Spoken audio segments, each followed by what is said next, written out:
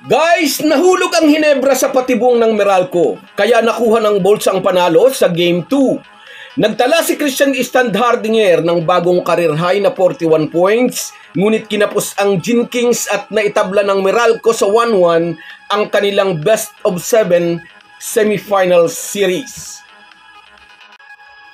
Pag-uusapan po natin yan, pero bago ang lahat ay maglalambing po ako sa inyo na isubscribe ninyo itong ating channel. At kung di masyadong makakaabala ay i-like at paki-share na rin ninyo. Malaking bagay po yan sa aming mga vlogger. Maraming salamat.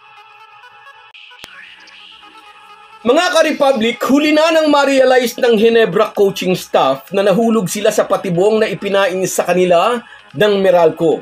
Hinayaan ng Bolts na kainin ni Christian Standhardinger ang depensa sa ilalim, basta wag lang maiiwang walang bantay ang mga outside shooters ng Hinebra.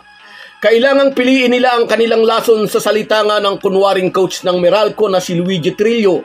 Mas pinili ng Bolts na magkamada ng 41 points si Standhardinger sa ilalim, pero dininay nila ng open shots ang mga Jinkings shooters. Di tulad noong Game 1 na may matabang 18 points si Ralco, ngunit ngayong Game 2 ay hindi hinayaan ng Bolts na mag-init ang shooting nito. Bukod kay Christian Standhardinger, dalawang Jinkings lang ang umiscore ng double digit, sina Stanley Pringle at Maverick Hanmisi.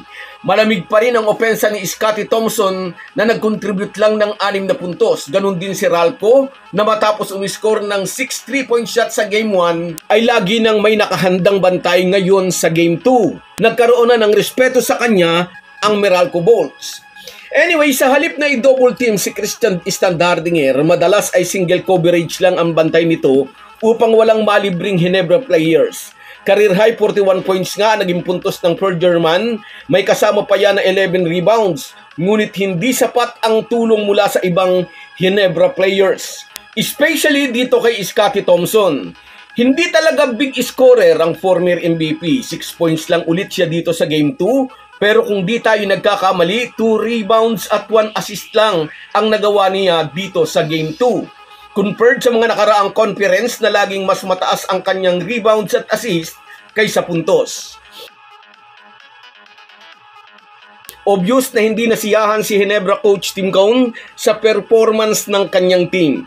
Kung gusto raw nilang manalo, dapat mag-contribute o mag-step up din ang ibang players. Sa series na ito, hindi sila mananalo kung iaasa lang nila lahat kay Christian Standhardinger.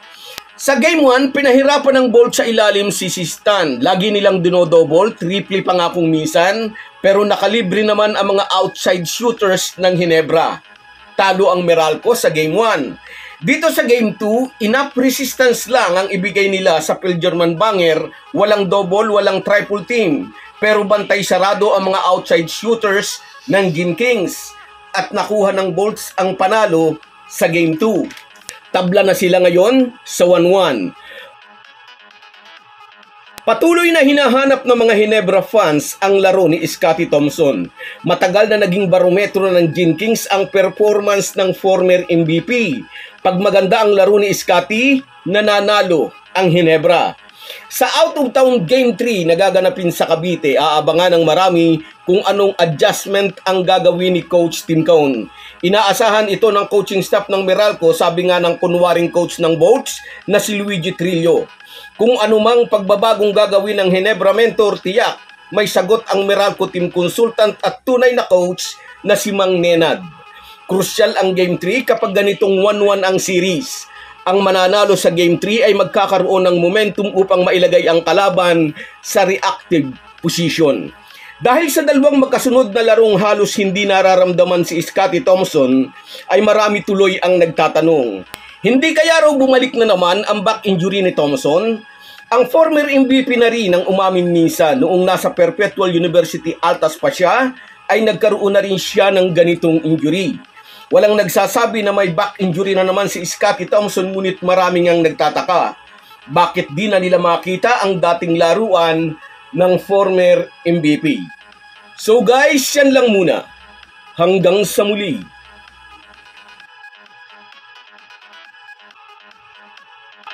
Kung wala po kayong mga viewers namin ay walang magtatagumpay na vlogger. Kaya salamat po sa inyong panunood.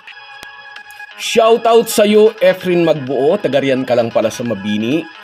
Halos magkapit-bahay tayo. Diyan ako sa may San Pascual. Galing sa Buwan. Sa iyo rin, shoutout Pandamulag.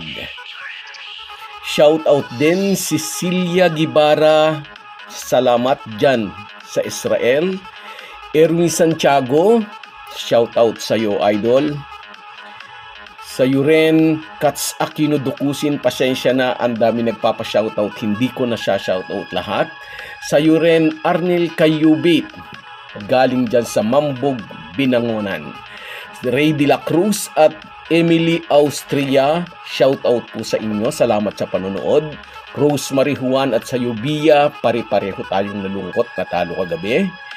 Sa iyo rin, Rino Baral, olats tayo idol pero bawi lang sa game 3. At sa'yo, Reynaldo de Guzman, yan ang tunay na fans. Kahit talo, Ginebra pa rin. Salamat sa inyong lahat. Kahit gaano po tayo kabisi, ay huwag po nating kalimutan ang ating buhay espiritual. Lagi po tayong magpasalamat sa bawat araw na dagdag sa ating buhay. Malaki po ang maitutulong ng pananalangin araw-araw. Isang paalala po mula sa inyong Halo Halo Sports Republic.